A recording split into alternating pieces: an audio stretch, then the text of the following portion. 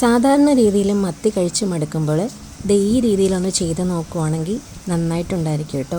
ഒരു പ്രത്യേക ടേസ്റ്റാണ്. അപ്പോൾ നമുക്കത് എങ്ങനെയാണ് ഉണ്ടാക്കുന്നതെന്ന് നോക്കാം. എണ്ണ ഒട്ടും ഉപയോഗിക്കാൻ പറ്റാത്തവർക്കും മത്തി ഇങ്ങനെ കഴിക്കുന്നത് നല്ലതായിരിക്കും കേട്ടോ.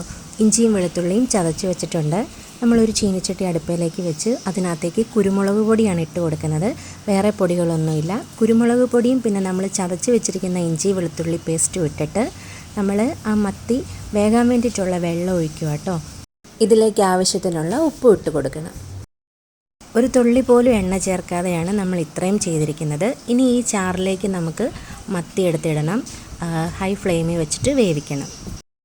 പുളിയോ കാര്യങ്ങളോ ഒന്നും ഇതിനകത്ത് ചേർക്കുന്നില്ല. കാരണം നമ്മളിത് ഒരു പൊരിക്കുന്ന പോലെ അത് വറ്റിച്ച് നമ്മൾ എടുക്കാൻ പോകുന്നത് കേട്ടോ. ഇതേ കറിവേപ്പിലയൊക്കെ ഇട്ട് കൊടുത്തിട്ടുണ്ട്. നന്നായിട്ട് തിളച്ച് കഴിയുമ്പോഴത്തേന് പിന്നെ നമുക്ക് ലോ ഫ്ലെയിമിലേക്ക് മാറ്റാം.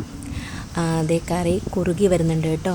ഇങ്ങനെ ചാറായിട്ട് വേണമെങ്കിൽ അങ്ങനെ ചെയ്യാം, അതല്ലെങ്കിൽ ഒന്നും കൂടെ വറ്റിച്ച് എടുക്കാം. ഞാനിത് കുറച്ചുകൂടെ വറ്റിച്ചിട്ടാണ് കേട്ടോ എടുക്കുന്നത്.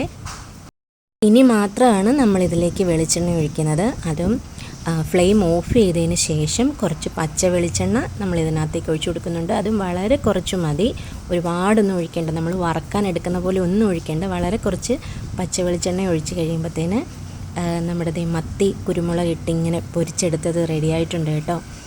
അപ്പം ഇത് മിക്കവർക്കും തന്നെ അറിയാവുന്നതായിരിക്കും. അറിയാൻ വയ്യാത്ത ആരെങ്കിലും ഉണ്ട് അവരിലേക്ക് ഒന്ന് ഷെയർ ചെയ്തേ ഉള്ളൂ. അപ്പോൾ വീഡിയോ ഇഷ്ടമായാൽ ലൈക്ക് ചെയ്യാനും ഷെയർ ചെയ്യാനും കമൻറ്റ് ചെയ്യാനും ചാനൽ സബ്സ്ക്രൈബ് ചെയ്യാനൊന്നും മറക്കല്ലേ.